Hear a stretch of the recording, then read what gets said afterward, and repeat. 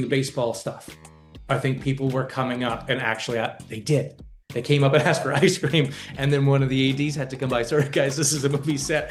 Ice cream, you can get ice cream down the street.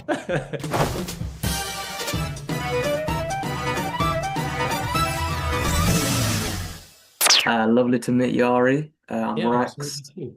and I'll be honest, I've seen this film a few days ago, Okay. and it's a bit crazy, isn't it? It's A a bit little of a bit mess. crazy. A little bit J j crazy is j probably a very muted way of describing it.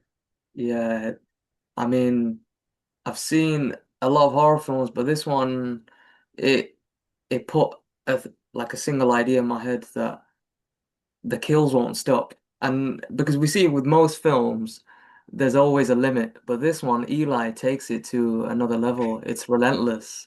But I'm Absolutely. curious to I'm curious to know. So every ice cream truck, like one went by my house a few minutes ago, it has this repetitive 8-bit jingle that haunts your dreams. It's got this nostalgic side, but it's also a bit creepy at times. How long did it take for that song to get completely stuck in your head?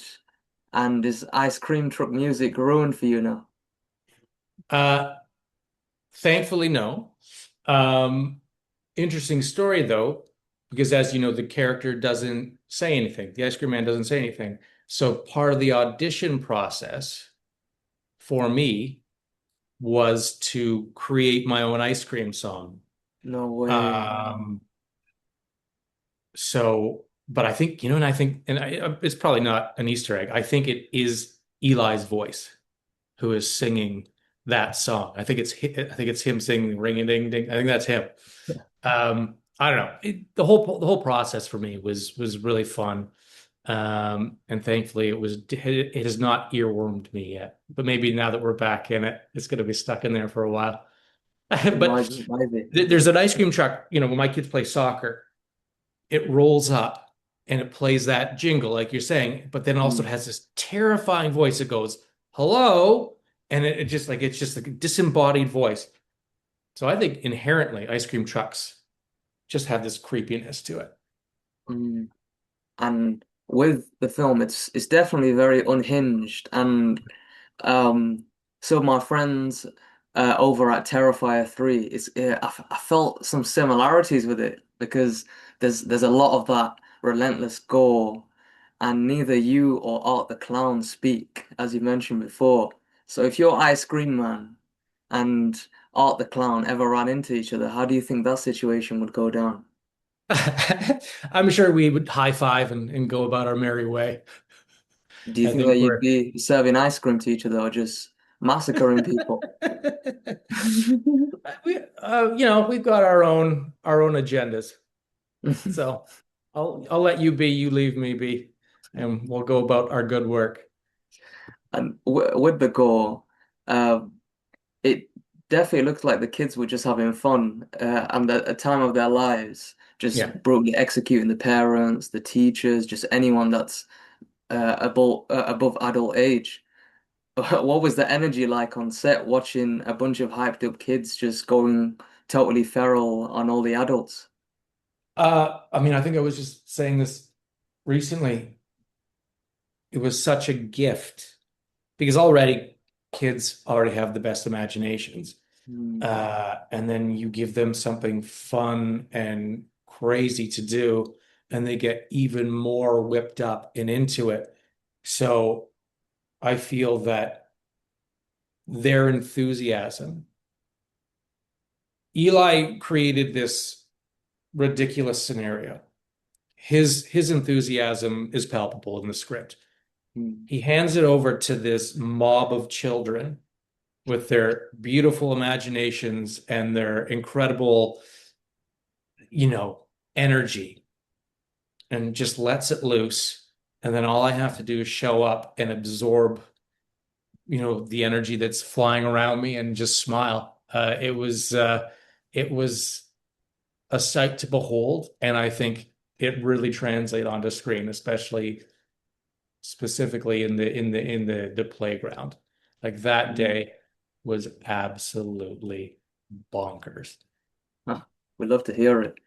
And you've got many flavors in your ice cream truck. If you had to have a signature flavor on your menu that represented the exact bloody vibe of this movie, what would be in it, and what would you name the ice cream?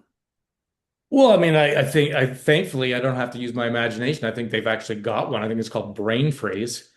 And I Okay, think to represent children and summertime and fun, you got bubble gum, and then you've got like a jam, like a strawberry or a raspberry jam in there, uh, to just be like the gooey guts and blood.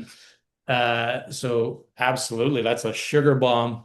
Just ready to, it's remembering just like spiking my sugar and just going nuts and under the sun in the summertime. you've got all those flavors mixed in. What would you name the ice cream? I think it's called Brain Freeze. I think they've called it Brain Is it Freeze. called brain freeze? I think it's called Brain Freeze. I haven't Damn, tried it. I'd love I to need to try it. try it. I need to try Yeah, that. yeah. And between all the decapitations and the hardware store weapons that I use, the kills, they're non-stop. But how much fake blood were you guys using to, and I had to like scrub off the walls? And what would you say was the messiest kill sequence in the film?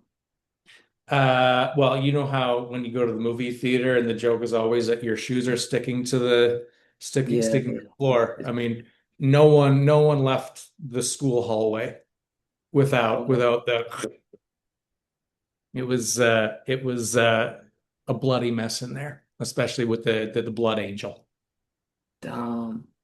I mean, I really wouldn't want to be walking in there. Um, if you're ice cream man, let's say hypothetically, he was to work a 9 to 5 in an ice cream parlor without murdering the adult customers, how fast do you think he would get fired and what would get him kicked out in day one? Oh, I think he was the best at his job. I think Really? absolutely. He what was beautiful about the character, as weird as it sounds, is that his whole purpose was to bring joy to kids because where he came from, that joy had been stolen from the children of his country. And so Mm. when he emigrated, came to came to this small town, USA, it was very much about making sure that children got the childhood, got to be innocent, got to exist the way not have it stolen from him. So from them. So no, he would be the best at that job. He would be the I best at that mean, job. He would bring joy. He brought joy. He brings joy to everybody with his ice cream. And unfortunately, they did him wrong, and so he got pissed. But exactly. It's just but but for it's the children, adults that but for ruin children, it. no, absolutely no. He'd be amazing at that job. And with the ice cream truck driving by, were there any situations where an actual like real kid had mistaken it for a real ice cream truck? You know what? I don't know. Not, no, no. Yes, it did happen. I think on the day that we were doing the baseball stuff, I think people were coming up and actually they did. They came up and asked for ice cream, and then one of the ADs had to come by. Sorry, guys, this is a movie set. Yeah, ice cream, you can get ice cream down the street. It did happen. Did you have real ice cream in there, or was it just all props? No, it was Ryan. Ryan was the key props, and he built. I want to say it was out of. Sorry, Ryan, I'm messing it up. But he built it out of like ice cream, icing sugar, and a few other things, and it looked realer than real. It looked realer than real, but it Um, was just sort of like this sort of in the end like a harder icing is what it kind of turned into, so it wouldn't melt in the hot August sun. Damn, so they were just teasing you with all the sweets, and you Oh couldn't yeah, even eat any of it it. smelled great though. It smelled Yeah. phenomenal. Wow. And let's say, for example, you and the cast, you you had to make a survival plan to escape this carnage happening. What would be your plan? Uh, that's a great question. I guess get to the high ground. Get to the high ground, Where the kids build can't a reach you? wall, build a wall, and and just hope for the best? That's a great question. I don't think Who, there's any escape. I really don't think those kids are crazy. There's no escape. who do you think's dying first? The slowest adult, The or slowest of the most caring adult, the one adult who loves their children, who loves their kid the most. That's the most empathetic father and mother. They're the ones who are going to get it first. them. And playing a silent, sinister character surrounded by all that carnage, it's a specific art form because you're you're not able to speak. Right. So like think Michael Myers, Jason Voorhees, they're the icons of it. What's the secret rule to making that simple head tilt look terrifying whilst blood-soaked chaos is going on around you? Because I it's mean, it's so natural. well, thank you. I mean, again, I want to defer to, first of all, Eli wrote an incredible script. There was so much already on the page that gave me a direction. And then from there, Eli stepping back and allowing me to take the character where I thought the character needed to go. And him putting his trust in me only helped um, fill out the character and give him a dimension as opposed to sort of a 2D sinister guy. It was very important to me to humanize him. And like we were talking before about his pre pre evil days, he was very much a loving, caring man who Mm. was taken advantage of. Uh, so even though he made a pact with the necromancer, um, that part of him, it was important that that part of him that still cared about the children was very much at the forefront of his journey, and that never ever was that going away. That was always his motivation, was I think to he deserves justice. protect the kids. He deserves justice. I mean, Exactly. Well, and he's everybody's hating getting, on and him. he gets it, and he gets it. And then Exactly. without telling the spoiler, there's an amazing twist at the end of this movie Mm. that I think is great. And yeah, he deserves justice, and he gets it. I don't think people should be hating on him. He's just a guy that's been done wrong. He's just got his own certain ways of giving back to the world. Well, thank you I very mean, you're getting much. free ice cream. Like, how can you Yeah, complain? exactly. Yeah, yeah. And Ari, I mean, I'll be honest, it's lovely hearing your voice. I was waiting 1.5 hours. I was wanting to hear your voice, but it's great to hear. And you did a terrific job. I'm curious to know, what's your favorite ice cream?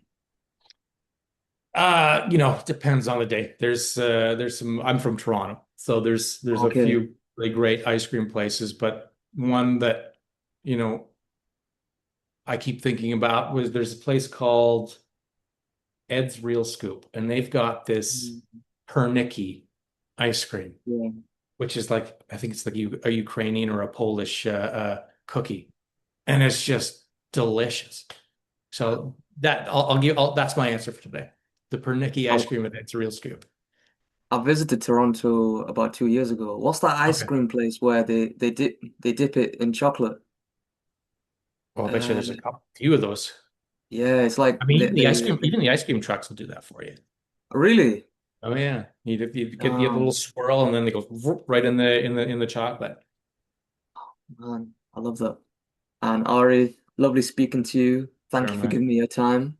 And I'm a filmmaker myself, so maybe we'll collaborate in the future sometime. Please.